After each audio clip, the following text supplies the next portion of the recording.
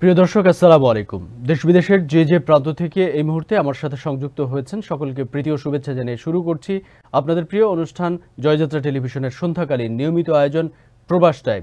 আমি কামরুজ্জামান আরিফ ঢাকা স্টুডিও থেকে আপনাদের সাথে আছি। আপনারা জানেন, যখন এই ঠিক সন্ধ্যাবেলায় আমরা এই প্রবাস টাইম নিয়ে আপনাদের সামনে হাজির হই, তখন আমাদের সাথে অতিথি হিসেবে এই অনুষ্ঠানে সংযুক্ত থাকেন দেশে এবং প্রবাসের বিভিন্ন জায়গা থেকে অতিথিরা।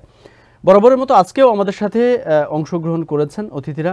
আমাদের সাথে আজকে এই অনুষ্ঠানে সংযুক্ত আছেন Mohammad Mosaddek Hossain, officer in charge, Bangladesh police, Bangabandhu Setu Paschim থানা, সিরাজগঞ্জ।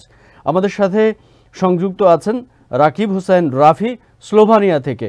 আমাদের সাথে সংযুক্ত থাকার কথা রয়েছে ইশতিয়াক আসিফ, আরব আমিরাত দুবাই থেকে। আমাদের সাথে এই অনুষ্ঠানে সংযুক্ত থাকার কথা রয়েছে মোহাম্মদ হাসিবুর রহমান মানিক, 26 নম্বর ওয়ার্ড কাউন্সিলর, ঢাকা দক্ষিণ সিটি কর্পোরেশন। আমরা পুরো অনুষ্ঠান জুড়েই আজকে আলোচনা করার চেষ্টা করব যে আমরা সারা বিশ্বব্যাপী যে করোনা ভাইরাস আক্রান্ত হয়েছে, সেই করোনা ভাইরাসে আমরা ইতিমধ্যেই জানতে পেরেছি অনেক দেশই তাদের স্বাভাবিক জীবনযাত্রার পথে ফিরতে যাচ্ছে। এই অবস্থায় আমরা আলোচনা করার চেষ্টা করব যে কতটা স্বাভাবিক জীবন পাচ্ছি আমরা প্রবাসী এবং দেশের মানুষ। এবং সেই সাথে আমাদের সাথে যেহেতু অফিসার্স ইনচার্জ, প্রশাসনের মানুষ আছে, আমরা জানার চেষ্টা করব যেহেতু সামনে ঈদুল আজহা, সেটা নিয়েই জল্পনা কল্পনা বাংলাদেশের মানুষের করোনা ভাইরাসের মধ্যেও। এই অবস্থায় আইন শৃঙ্খলা পরিস্থিতি কি নির্দেশনা, সেই বিষয়গুলো নিয়ে কথা বলার চেষ্টা করব। শুরুতেই আমরা সিরাজগঞ্জে যেতে চাই। জনাব মোসাদ্দেক হোসেন, আপনি নিশ্চয়ই আমাকে শুনতে পাচ্ছেন? জি, আপনাকে অনেক ধন্যবাদ আমাদের সাথে সংযুক্ত হওয়ার জন্য আজকের এই প্রবাস টাইম অনুষ্ঠানে। যেমনটি বলছিলাম যে আমরা আপনার কাছ থেকে শুরুতেই জানতে চাইব যে সামনে যেহেতু ঈদুল আজহা আসছে, সেটা নিয়ে কোরবানির হাট থেকে শুরু করে মার্কেটিং থেকে শুরু করে অনেকগুলো বিষয় নিয়ে কিন্তু আবারও মানুষ বাইরে বের হচ্ছে এবং বাইরে বের হতে হচ্ছে। এই অবস্থায় আইন শৃঙ্খলা পরিস্থিতি কতটা স্বাভাবিক রয়েছে এবং আপনাদের প্রতি কী ধরনের নির্দেশনা রয়েছে? ধন্যবাদ আপনাকে। আপনারা সবাই অবগত আছেন, বঙ্গবন্ধু সেতু পশ্চিম থানার যে এলাকাটা, এটা হলো দেশের উত্তরপূর্ব মানুষের প্রবেশদ্বার হিসেবে সুপরিচিত। তো এই থানা এলাকায় যে সমস্ত বিষয়গুলো আমরা বিশেষভাবে উদ্বোধন কর্তৃপক্ষ কর্তৃক নির্দেশিত হয়েছি, আসন্ন পবিত্র ঈদুল আজহায় যে সমস্ত ঘরমুখী মানুষ ঘরে যাবে আপনজনদের সঙ্গে যাপন করার জন্য, তো রাস্তাঘাট, ছিনতাই, চুরি, এই সমস্ত বিষয়গুলো সংক্রান্তে আমাদের নির্দেশনা রয়েছে, যাতে মানুষ সুন্দরভাবে স্বাচ্ছন্দ্যে কোনো হেজিটেশন ছাড়াই, কোনো সমস্যা ছাড়াই যেতে পারে। এজন্য থেকে আমরা নির্দেশিত হচ্ছে। আমরা বিশেষভাবে খেয়াল রাখতেছি রাস্তাঘাটের জন্য কোন রকম কোনো প্রকার ঘটনা, কোন রকম সমস্যা যদি প্রাথমিক হয়ে থাকে, তার পুলিশ যেন কুইক রেসপন্স করতে পারে, ইত্যাদি বিষয়গুলো সম্পর্কে আমরা খুবই জোরদার। জি, আপনি জি আপনি যেহেতু একটি গুরুত্বপূর্ণ জায়গায় আপনি দায়িত্ব পালন করছেন, বঙ্গবন্ধু সেতুর পশ্চিম থানায় আপনি দায়িত্ব পালন করছেন। আমরা জানি যে ঈদকে কেন্দ্র করে কিন্তু নতুন করেই আবার যানবাহনগুলো সব থেকে বেশি সচল হয়ে ওঠে এবং রাজধানী থেকে সারা দেশেই মানুষের যাওয়ার যে প্রবণতা, বিশেষ করে আমাদের এই অঞ্চলগুলোতে, বিশেষ করে যে বঙ্গবন্ধু সেতু হয়ে অনেক মানুষই কিন্তু যেতে হয় খুলনা বিভাগ থেকে শুরু করে এই অঞ্চলের মানুষ, খুলনা সাতক্ষীরার এই অঞ্চলগুলোতে মানুষ যেতে চায়। তো এই অবস্থায় কিন্তু আইনশৃঙ্খলা পরিস্থিতির যথেষ্ট অবনতি। এর আগেও আমরা দেখেছি যখন চুরি ডাকাতি কিছুটা বৃদ্ধি পায়, রাস্তায় যানবাহনে চুরি ডাকাতি।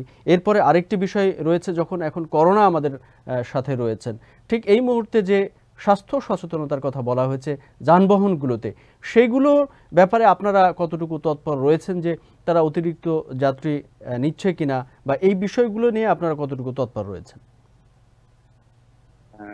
অতিরিক্ত যাত্রী নিচ্ছে কিনা এর সম্পর্কে বলতে গেলে এটাই বলতে হবে, আমাদের এই বঙ্গবন্ধু সেতু পশ্চিম থানা থেকে কদমদহ পর্যন্ত, কিংবা আরো পশ্চিম দিকে হাটিকুমরুল, নলকা এই এলাকায় আমরা রাস্তা থেকে কোনো লোকজন নতুন করে যাতে যাত্রী বেশে গন্তব্যে যেতে না পারে, সেদিক থেকে সেদিকটা বিশেষ বিবেচনায় নিয়ে আসবো। পাশাপাশি আহ, বিশেষ করে এই হ্যান্ড স্যানিটাইজার, গ্লোভস, মাস্ক এগুলা থাকবে কিনা, যদি না থাকে তাহলে তাদেরকে আমরা অ্যালাউ করবো না। পাশাপাশি আহ, রাস্তাঘাটে যে সমস্ত ছিনতাই কথা বললেন, এই ছিনতাই যাতে যাত্রী এসে গাড়িতে উঠে ছিনতাই করতে না পারে, এই সংক্রান্তে আমাদের বিশেষ নজরদারি থাকবে। পাশাপাশি আমরা এই যেহেতু উত্তরবঙ্গ বঙ্গের প্রবেশদ্বার হিসেবে এই যমুনা সেতু, বঙ্গবন্ধু সেতু পশ্চিম সবাই জানে যে প্রবেশদ্বার, তো এখানে রাস্তার কাজ চলতেছে, দুপাশে সংকুচিত হয়ে গেছে। আমরা যাতে এবার ঘরবুকু মানুষ সুন্দর করে তাদের গন্তব্যে পৌঁছতে পারে, সেদিকটা নিশ্চিত করার চেষ্টা করব। পাশাপাশি মোটরসাইকেল, মোবাইল ডিউটি থাকবে। মোবাইল ডিউটি তারা তাৎক্ষণিক, যারা কোনো গাড়ির ড্রাইভার রাস্তা থেকে যদি ডানে বামে যেতে চায়, সেক্ষেত্রে তাকে সুন্দর করে রাস্তা দিয়ে যেন যেতে পারে, সেদিকটা নিশ্চিত করে আমরা চলাচল করতে উদ্বুদ্ধ করবো।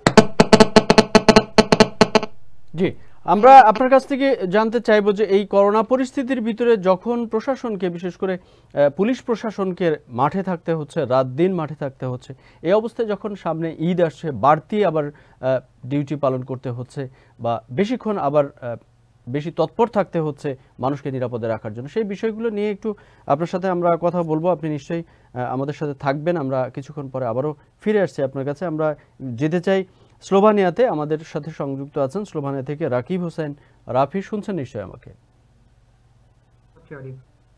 জি, আমরা স্লোভানিয়ার বর্তমান অবস্থা সম্পর্কে আপনার কাছে জানতে চাই।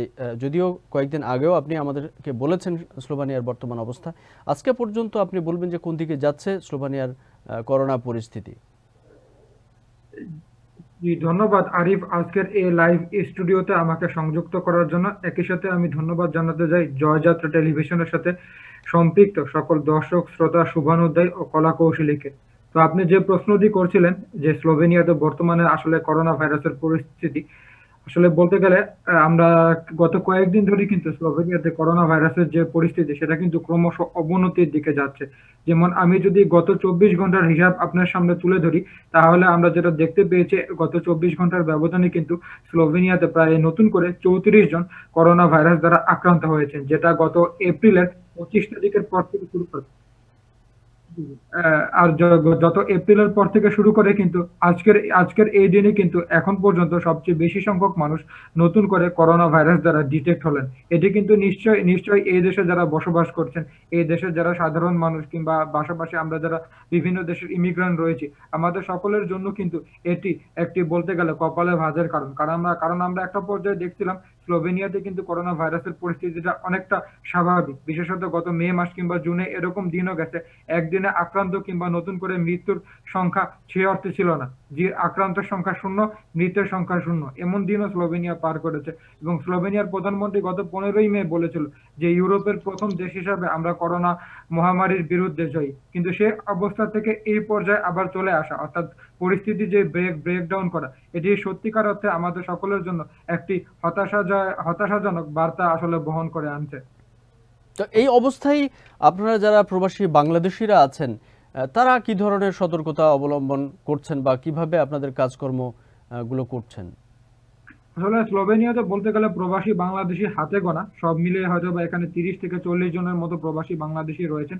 তা আমরা যারা শিক্ষার্থী রয়েছি, তো দেখা যায় যে এই সময়টাতে সামার, তো ইউজুয়ালি এই সময়টা আমরা অনেকে প্ল্যান করি, যেহেতু আমাদের ইউনিভার্সিটি বন্ধ থাকে, এই সময় আমরা অনেকে প্ল্যান করি বাংলাদেশে যাওয়া, কিংবা অনেকে যদি স্লোভেনিয়াতে থাকেন তাহলে তারা হয়তো বা চেষ্টা করেন সামারের মধ্যে পার্ট টাইম জবের মধ্যে দিয়ে কিছুটা যাতে বাড়তি ইনকাম হয়। অনেকে দেখা যায় যে এই টাকা দিয়ে নিজের টিউশন ফিস কিছুটা কভার করার চেষ্টা করেন, বা অন্যান্য কাজেও অনেকে এই সময় দেখা যায় যে বিভিন্ন ধরনের কাজের সাথে সংযুক্ত হন। কিন্তু এই বছর সত্যিকার অর্থে আমরা যারা স্টুডেন্ট, আমাদের জন্য কিন্তু এই বছর আসলে খুব বেশি একটা এই সামারকে ঘিরে অন্যান্য বার যেরকম ট্যুরিজম ইন্ডাস্ট্রিগুলো চাঙ্গা হয়, অনেকেরই কাজের সুযোগ তৈরি হয়। এই বছর কিন্তু আসলে সে অর্থে তেমনটা দেখা যাচ্ছে না। আর অন্যান্য যারা বাংলাদেশি রয়েছেন, বিশেষত এখানে যারা ওয়ার্ক পারমিট ভিসাতে এসেছেন, বেশিরভাগই কোনো না কোনো রেস্টুরেন্টের সাথে কাজে, কোনো না কোনো রেস্টুরেন্টের সাথে আসলে সংযুক্ত। তারা দেখা যায় যে বেশিরভাগই রেস্টুরেন্টে কাজ করেন, কিচেন রিলেটেড কাজ, বা কয়েকজন হয়তো বা ওয়েটারের কাজও করতে পারেন। তো এখন কিন্তু যেহেতু আসলে করোনা পরিস্থিতি স্লোভেনিয়াতে আবারও খারাপের পর্যায়ে যাচ্ছে, এই পর্যায়ে কিন্তু আমি পার্সোনালি এখানকার যারা বাংলাদেশিদের সাথে কথা বলেছি, তারাও বললো তাদের রেস্টুরেন্ট অন্যান্য বছরগুলোতে তারা হয়তো বা যেরকম সেল পেত, সেল হতো, এই বছর কিন্তু আসলে সেরকম সেল তারা পাচ্ছে না এই করোনা পরিস্থিতির কারণে। পাশাপাশি স্লোভেনিয়া সরকার কিন্তু নতুন করে আবারও লকডাউনের চিন্তা ভাবনা করছে। তো সত্যি যদি আবারও নতুন করে লকডাউন দেওয়া হয়, সেই ক্ষেত্রে কিন্তু এখানে যে ইকোনমি, এমনিতে স্লোভেনিয়ার ইকোনমি কিন্তু খুব বেশি একটি বড় ইকোনমি না।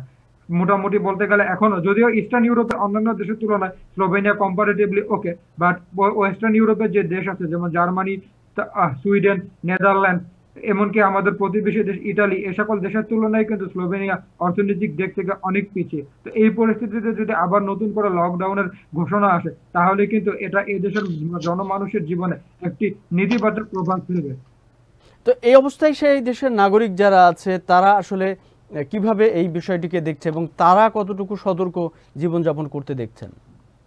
আসলে আমি যে এরিয়াতে বসবাস করি, এই এরিয়ার নাম হচ্ছে ভিপাভা। এটি হচ্ছে মোটামুটি বলতে গেলে অনেকটা রুরাল এরিয়া আমরা বলতে পারি, হয়তো বা অনেকটা আমরা বাংলা ভাষায় যেটাকে বলি নিভৃত পল্লী। তো এই এরিয়াতে আজকে আমি যখন সকালে বের হলাম, আমি মর্নিং ওয়াক করার জন্য, তো দেখলাম যে অনেকেই আমার সাথে, পাশাপাশি অনেকেই দেখলাম যে জগিং কিংবা মর্নিং ওয়াকের জন্য বের হয়েছে।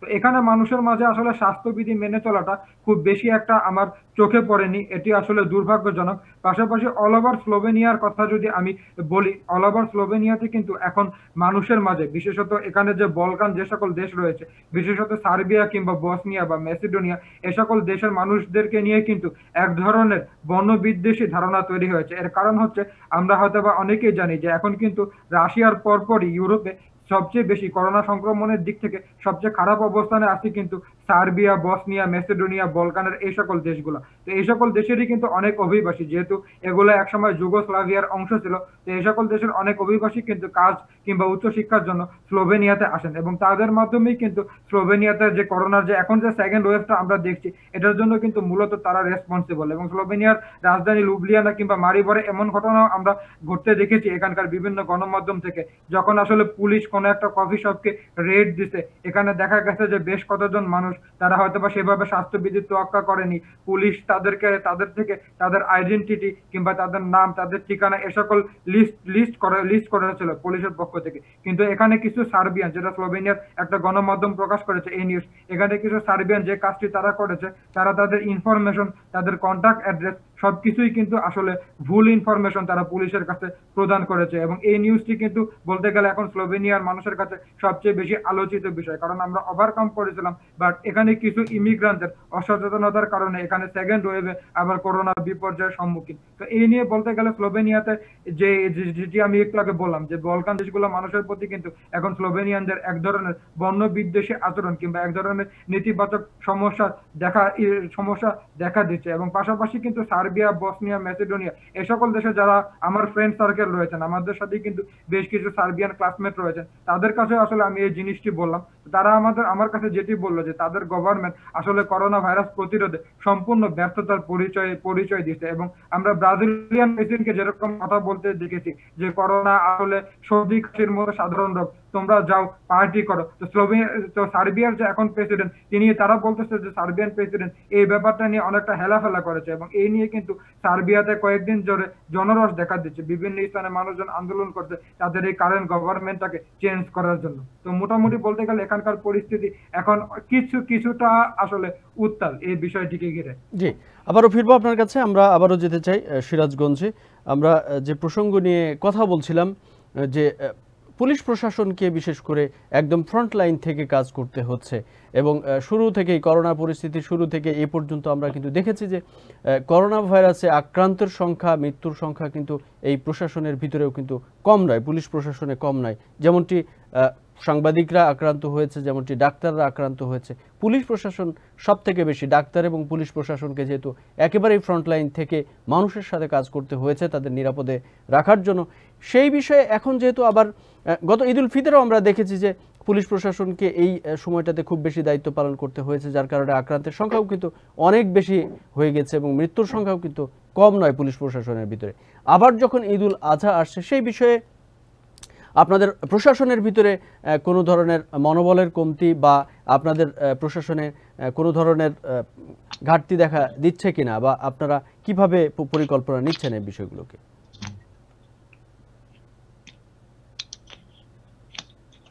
বিষয়টা তো যে মানবিক দিক থেকে চিন্তা করতে গেলে পুলিশ অবস্থান কতটুকু আপনারাই জানতে পারবেন, অলরেডি অনেকেই বুঝতে পেরেছেন। এই করোনার সংক্রান্তে কাজ করতে আমাদের পুলিশের জন্য সরকারিভাবে নির্দেশনা কতটুকু আছে না আছে সেটাও আপনারা জানেন। ডাক্তাররা বলছিলেন যে আমরা কাজ করতে যাবো, আমাকে মাস্ক দিতে হবে, আমাকে পিপি দিতে হবে, কিন্তু পুলিশের কাজ শুরুর আগে মাস্ক ছিল না, পিপি ছিল না, তেমন কিছুই ছিল না। তারপরেও তারা যথাসাধ্য চেষ্টা করে এই করোনার বিরুদ্ধে কাজ করতে গিয়েছে। আমরা আমাদের মধ্যে থেকে সক্রিয় অনেক সহকর্মীকে আমরা হারিয়েছি। আমরা পারতপক্ষে চেষ্টা করতেছি যে মানুষকে সেবা দিয়ে তারা যেন পুলিশকে ঠিক নিজের পরিবারের একজন সদস্য মনে করে।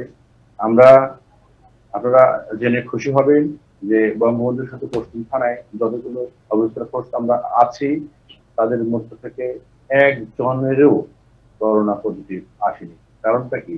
কারণটা হলো সরকারের যে সমস্ত স্বাস্থ্যবিধির কথা বলা হয়েছে, এই স্বাস্থ্যবিধিগুলো আমরা যথাযথভাবে মেনে চলার চেষ্টা করতেছি। পাশাপাশি যানবাহন, বাসে যে সমস্ত যাত্রীগুলো আসছে তাদেরকে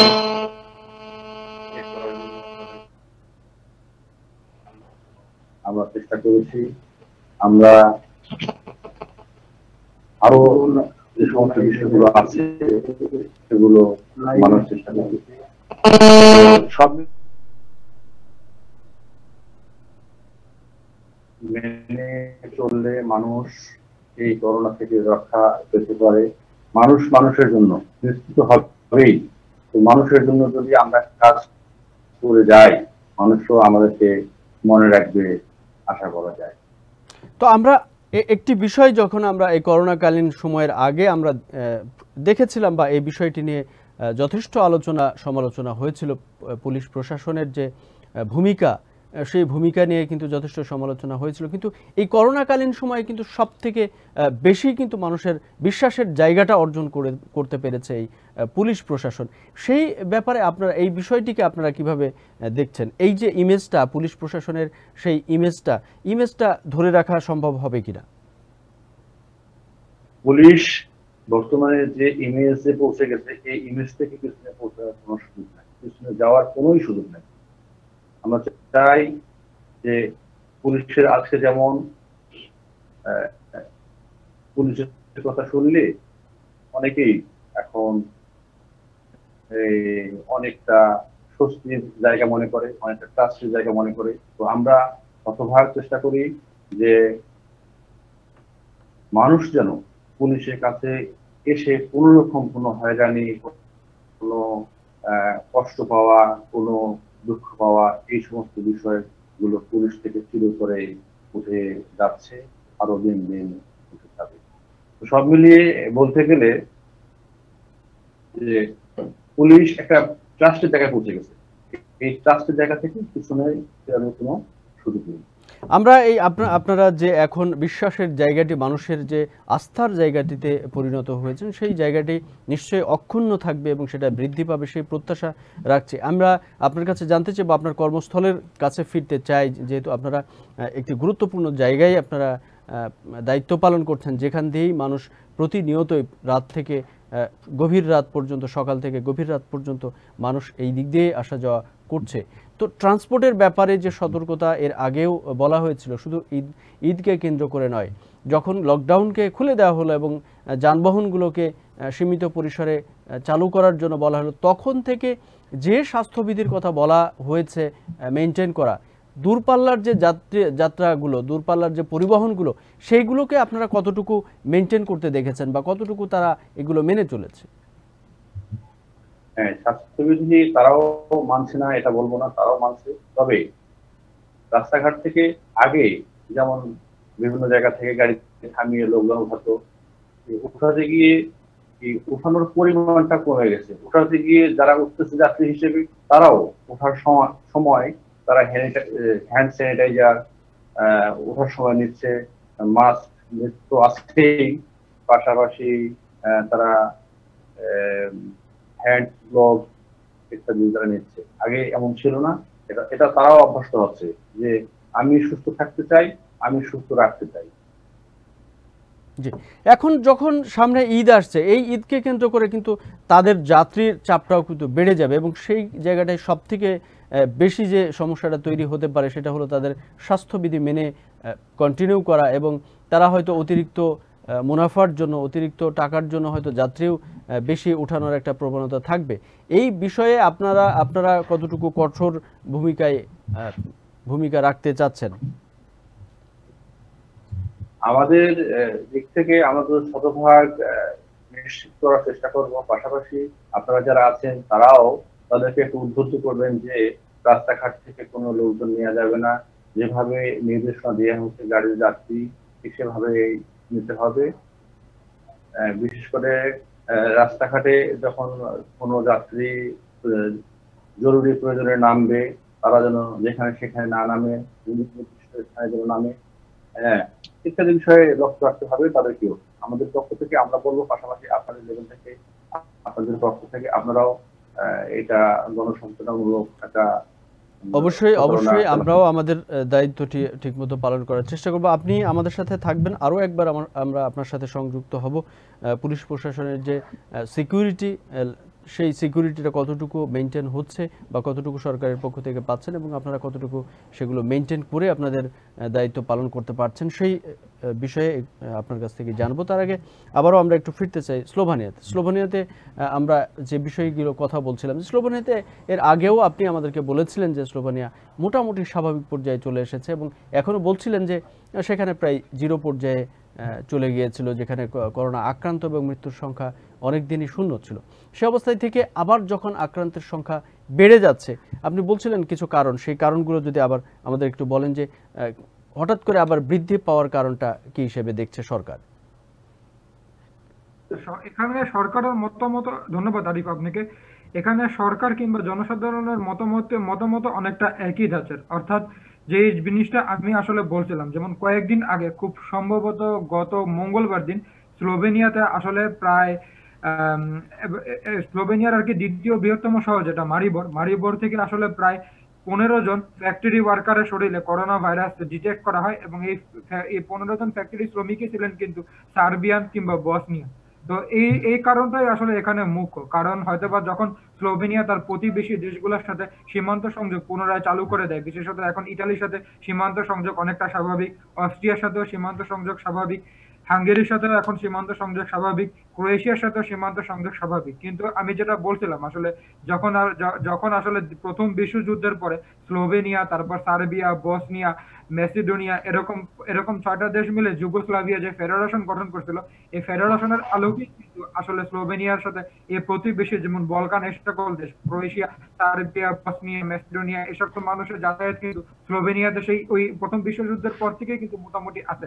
এবং এখন যেহেতু স্লোভেনিয়া 2004 সালে ইকোনমিক্যালি অনেক 2004 সালে স্লোভেনিয়া ইউরোপিয়ান ইউনিয়নে যোগদান করে এবং স্লোভেনিয়াতে কিন্তু এই সকল দেশগুলোর তুলনায়, বিশেষত সার্বিয়া কিংবা মেসিডোনিয়ার তুলনায় স্যালারি অনেক ক্ষেত্রে 3 গুণ। তো অনেক ওয়ার্কারই কিন্তু সার্বিয়া কিংবা বসনিয়ায় না থেকে তারা স্লোভেনিয়াতে চলে আসেন। একই কাজ করলে হয়তোবা যে স্যালারিটা তারা সার্বিয়াতে পেতেন সেই একই স্যালারি কিন্তু স্লোভেনিয়াতে 3 গুণ পাওয়া যায়। আর আমি যেটা বলছিলাম আসলে এই দেশগুলোতে কিন্তু এখন করোনা ভাইরাস পরিস্থিতি এই সামগ্রিক ইউরোপের মধ্যে কিন্তু রাশিয়ার পরপর সবচেয়ে খারাপ অবস্থানে রয়েছে। তো যখন আসলে এই সকল দেশ থেকে দীর্ঘদিন লকডাউন খোলার পর যখন ক্রোয়েশিয়ার সাথে সীমান্ত সংযোগ চালু হলো, তখন যখন দীর্ঘদিন পর যখন তারা আবার কাজে ফিরে আসার চেষ্টা করলেন, ঠিক এই সময় কিন্তু তাদের যাতায়াতটা বৃদ্ধি পাওয়ার কারণকেই কিন্তু স্লোভেনিয়া সরকার মনে করছে যে এই কারণে আসলে তাদের দেশে করোনা ভাইরাসের সংক্রমণ বৃদ্ধি পেয়েছে। এবং আমি যেখানে বসবাস করি ভিপাভাতে, ভিপাভার কিন্তু একটা ওল্ড নার্সিং হোমে কয়েকদিন আগে 11 জনের শরীরে COVID-19 ডিটেক্ট হয়।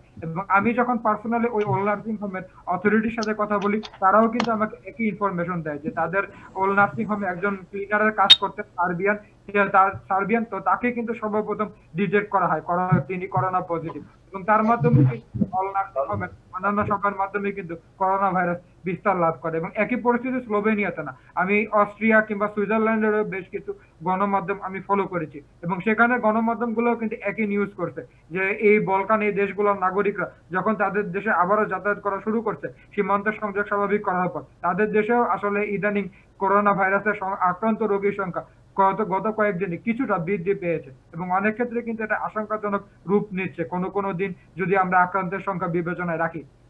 জি, এখন এই অবস্থায় এখন পর্যন্ত আপনারা যারা বাংলাদেশিরা সেখানে অবস্থান করছেন, আপনি বলেছেন সেই সংখ্যাটা খুবই কম অন্যান্য দেশের তুলনায়, সেই সংখ্যার ভিতরে কোনো ধরনের আক্রান্তের খবর এ পর্যন্ত আপনাদের কাছে আছে কিনা? আসলে আমাদের এখানে এখন পর্যন্ত প্রবাসী বাংলাদেশি যারা রয়েছেন তারা সকলে সুস্থ আছেন, এখনো কেউ সেভাবে আক্রান্ত হননি। তো এদের সাথে আপনাদের যোগাযোগটা আছে কিনা, বা এখানে কোনো কমিউনিটি গড়ে উঠেছে কিনা যেখানে সব যে কয়েকজন মানুষ আছেন আপনারা তাদের সাথে নিয়মিত যোগাযোগ হয়, এরকম ব্যবস্থা গড়ে উঠেছে কিনা এখনো? আসলে এখনো আমরা যেমন ইটালি, ফ্রান্স, পর্তুগাল এ সকল দেশে যেরকম বাংলাদেশিদের কমিউনিটি দেখি, স্লোভেনিয়াতে আসলে বাংলাদেশি কমিউনিটি এখনো সেভাবে গড়ে ওঠে নাই। এর কারণ হতে পারে যেমন স্লোভেনিয়াতে আসলে বাংলাদেশিদের যে আগমন এটা হয়তোবা খুব বেশি দিনের পুরাণ নয়, এটি একটি কারণ। পাশাপাশি এখানে যারা প্রবাসী বাংলাদেশি রয়েছেন অনেকেই দেখা যায় যে আমরা যেমন আসলে ইন্টারনেটে এই লাইভ করছি, অনেকে দেখা যায় যে ইন্টারনেট কিংবা সোশ্যাল নেটওয়ার্কিং সাইটগুলোতে সেভাবে অ্যাক্টিভ না, তো এই কারণে আসলে তাদের মাঝে পারস্পরিক যোগাযোগটা সেভাবে গড়ে ওঠেনি। যেমন স্লোভেনিয়ার দ্বিতীয় বৃহত্তম শহর মারিবরে বাংলাদেশ এম্বাসিতে আমি গিয়েছিলাম, যেহেতু আমাদের জন্য বাংলাদেশ এম্বাসিটা হচ্ছে ভিয়েনাতে।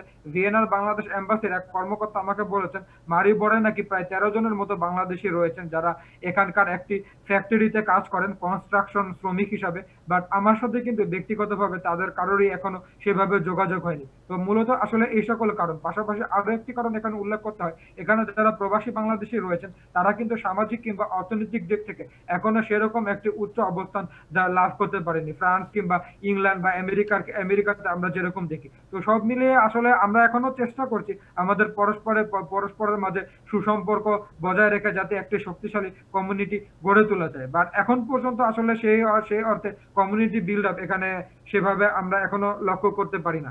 জি, ধন্যবাদ আপনাকে। আমরা আবারও একটু ফিরবো সিরাজগঞ্জে। আমরা সর্বশেষ একটু কথা বলতে চাই যে পুলিশ প্রশাসন যেহেতু যখন কাজ করতে হচ্ছে এইভাবে করোনার শুরু থেকেই রিস্ক নিয়ে কাজ করতে হচ্ছে এবং মানুষকে নিরাপদে রাখার জন্য সর্বোচ্চ চেষ্টাটা করতে হচ্ছে, তখন এই অবস্থায় এসে যখন আমরা দেখছি যে আক্রান্তের সংখ্যা কম নয়, মৃত্যুর সংখ্যা কিন্তু অনেক, আজকেও গত 24 ঘন্টায় আজকের যে আইএডিসিআর-এর যে ঘোষণা, সেই ঘোষণাতে কিন্তু 47 জনের মৃত্যু দেখানো হয়েছে এবং প্রতিনিয়ত কিন্তু আক্রান্তের সংখ্যা ওঠানামার ভিতর দিয়ে কিন্তু যাচ্ছে। তার মানে আমরা এখন পর্যন্ত কিন্তু একটা এমন অবস্থায় আছি যখন যে কোনো মুহূর্তে আক্রান্ত বেড়ে যেতে পারে। যেমন ঈদকে কেন্দ্র করে আমরা দেখেছি ঈদ উল ফিতরকে কেন্দ্র করে কিন্তু অনেক আক্রান্তের সংখ্যা বেড়েছিল। ঠিক এই অবস্থায় আপনারা যারা প্রশাসনের কাজ করছেন কতটুকু সেলফ সিকিউরিটির ব্যবস্থা রয়েছেন এবং আপনারা এই ঈদকে কেন্দ্র করে সেলফ সিকিউরিটি কতটুকু আপনারা বাড়ানোর পরিকল্পনা করছেন? সিকিউরিটি এন্ড সেফটি আসলে শুধু পুলিশ প্রশাসন নয়, সবারই নেওয়া দরকার। সিকিউরিটি পুলিশ যখন কাজ করে সমগ্র জনগোষ্ঠীর যে সক্রিয় সহযোগিতায় আইন প্রয়োগ, সামাজিক শৃঙ্খলা রক্ষা, অপরাধ ভীতি হ্রাস, জননিরাপত্তা বৃদ্ধি এবং অভ্যন্তরীণ নিরাপত্তা নিশ্চিতকরণে বাংলাদেশ পুলিশ এবং যারা বলছে সেই পুলিশের এই মিশনকে সামনে রেখে পুলিশ কাজ করে যাচ্ছে। এই কাজ করতে গিয়ে সিকিউরিটির যে বিষয়টা সেটা হলো যে আমাদের কতটুকু আমরা পাচ্ছি, কতটুকু সমস্যা আছে, নিজেকে প্রত্যেকটা মানুষ তার নিজের চেয়ে বেশি কাউকে কতটুকু ভালোবাসে এটা আপনারা নিজেরাই উপলব্ধি করতে পারবেন। তো সিকিউরিটি আমরা শতভাগ দেওয়ার চেষ্টা করব। আপনারা আমার প্রশ্ন ছিল আপনাদের সেলফ সিকিউরিটিটা সরকারের পক্ষ থেকে কি ধরনের ব্যবস্থা করা হয়েছে, যেহেতু আপনারা মানুষকে নিরাপদে রাখার জন্য আপনাকে প্রতিনিয়ত বাইরে কাজ করতে হচ্ছে এবং আপনি যখন ডিউটি করছেন তখন কিন্তু যে যানবাহনগুলো যাচ্ছে এই অঞ্চলগুলো দিয়ে সেই যানবাহনগুলোকেও কিন্তু আপনাদেরকে সবসময় সেই মানুষগুলোকে চেক করতে হচ্ছে কোনো ধরনের মাদক তারা বহন করছে কিনা বা কোনো ধরনের চোর ডাকাত এই গাড়ির ভিতরে বহন করছে কিনা বা ওই এলাকায় মানুষ যারা আছে তাদেরকে নিরাপদে রাখার জন্য কাজ করতে হচ্ছে। এই কাজ করতে গিয়ে আপনাদের যে সেলফ সিকিউরিটি দরকার করোনা ভাইরাস থেকে বাঁচার জন্য সেগুলো কতটুকু নিশ্চিত হয়েছে এখন পর্যন্ত, বা আপনারা কতটুকু সেগুলো নিশ্চিত করে কাজ করছেন? আমরা শতভাগ সাপোর্ট পেয়েছি। এই সাপোর্টের পাশাপাশি আমরা ব্যক্তিগতভাবে যেটা নেওয়া দরকার সেটা আমরা নিচ্ছি এবং এদের নিয়েই আমরা মাদক চোরাচালান যারা এ সমস্ত কাজে নিজেকে আত্মনিয়োগ করেছে তাদেরকে গ্রেফতারে, তাদেরকে শনাক্তে, তাদের গতিবিধি লক্ষ্য করার জন্য আমরা শতভাগ চেষ্টা করে যাচ্ছি। আমরা আসন্ন ঈদুল আজহায় আমরা আমাদের স্বাভাবিক কাজের অংশ হিসেবে আমরা এটা করে যাব। জি, অনেক ধন্যবাদ জনাব Mosaddek Hossain, officer in charge Bangladesh police, Bangabandhu Setu Paschim থানা, সিরাজগঞ্জ। আপনাকে অনেক ধন্যবাদ আপনার মূল্যবান সময় থেকে আমাদেরকে দেওয়ার জন্য, আমাদের সাথে এতক্ষণ পর্যন্ত সময় দেওয়ার জন্য ধন্যবাদ জানাচ্ছি। রাকিব হোসেন রাফি স্লোভানিয়া থেকে আমাদের সাথে সংযুক্ত হয়ে এতক্ষণ পর্যন্ত সময় দিয়েছেন। সবাই ভালো থাকবেন, সুস্থ থাকবেন, নিরাপদে থাকার চেষ্টা করবেন নিশ্চয়ই।